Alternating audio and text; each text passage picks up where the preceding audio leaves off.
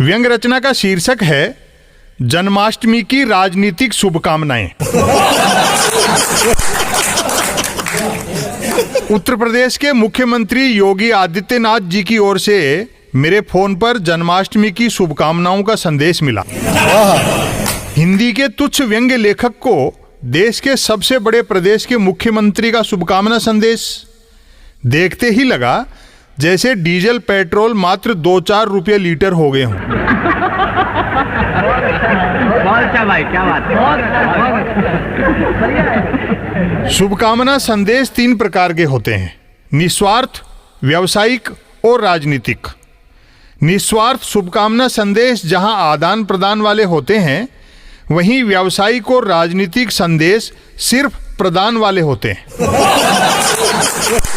व्यावसायिक शुभकामना संदेश राजनीतिक नहीं होते, लेकिन राजनीतिक संदेश शुद्ध व्यावसायिक ही होते हैं। योगी जी के 4.5 साल के कार्यकाल में ऐसा संदेश न सिर्फ पहली बार मिला, बल्कि जन्माष्टमी के एक दिन पहले मिला।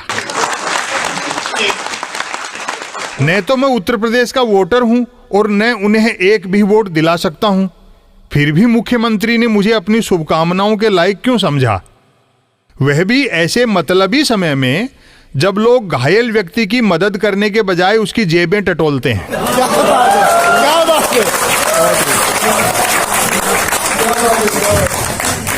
अपने प्रदेश की जनता के टैक्स का पैसा अन्य राज्यों के निवासियों को शुभकामनाएं देने पर क्यों खर्च किया जा रहा है? संदेश जन्माष्टमी के एक दिन पहले भिजवाने को भेजने वाले का उतावलापन मानूं या निठल्लापन? मैं उन्हें जवाबी शुभकामनाएं देता, लेकिन राजनीतिक शुभकामनाएं एक तरफा होती हैं, मन की बात की तरह।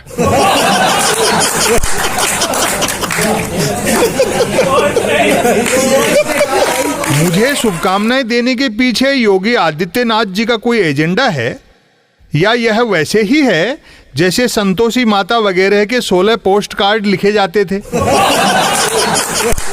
कहीं ऐसा तो नहीं कि उन्होंने शुभकामना किसी और को भेजी हो और मैसेज देश की तरह भटक गया हो?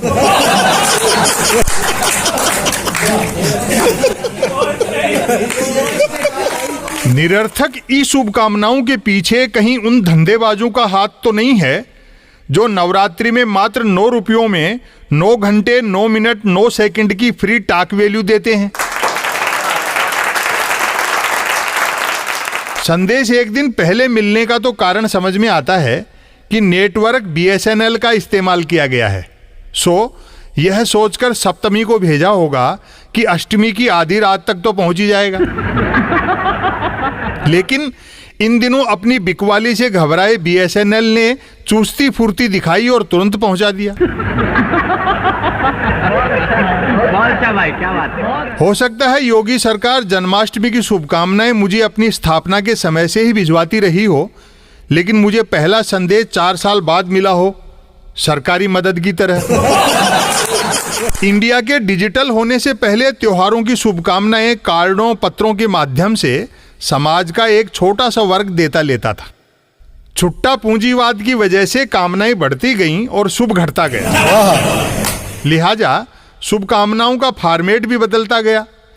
पहले शुभकामनाएं गले मिलकर दी जाती थी, फिर हाथ मिलाकर दी जाने लगी, उसके बाद हाथ हिलाकर दी जाने लगी, और अब तो पड़ोसी भी SMS या WhatsApp से मुक्ति पा लेता है। शायद जल्द ही ऐसा समय भी आए कि शुभकामनाएं धमका कर दी जाएं और स्वीकार न करने पर और अधिक धमकाया जाए। भाई क्या बात है।